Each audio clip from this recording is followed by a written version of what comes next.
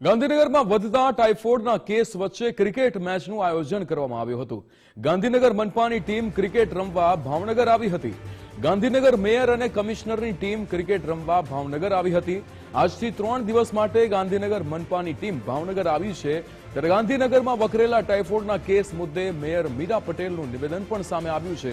તેમણે કહ્યું છે કે અત્યારે ગાંધીનગરમાં રોગચાળો નિયંત્રણમાં થઈ ગયો છે। તમામ દર્દીઓ ટાઇફોઇડમાંથી બહાર આવી ગયા છે। જે દર્દીઓના રિપોર્ટ બાકી હતા તે રિપોર્ટ પણ આવી ગયા છે। કોંગ્રેસ ભાજપના કામો પર પાણી ફેરવવાનું કામ કરે છે તેવું નિવેદન મેયરે આપ્યું।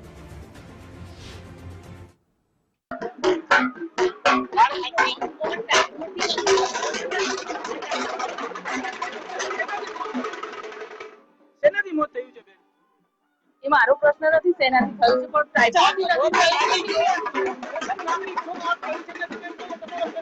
કોંગ્રેસ વાળાનું કામ જ એ છે।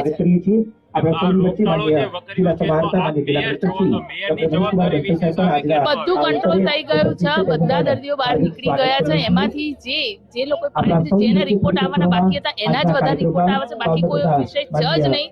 અને કોંગ્રેસ વાળાનું કામ જ એ છે કે જે ભારતીય જનતા પાર્ટી કામ કરતી હોય ને એની પર પાણી ફેરવવાનું આ પાખંડી પાર્ટીનું કામ જ એ છે। બાકી કોઈ વિષય છે જ નહીં।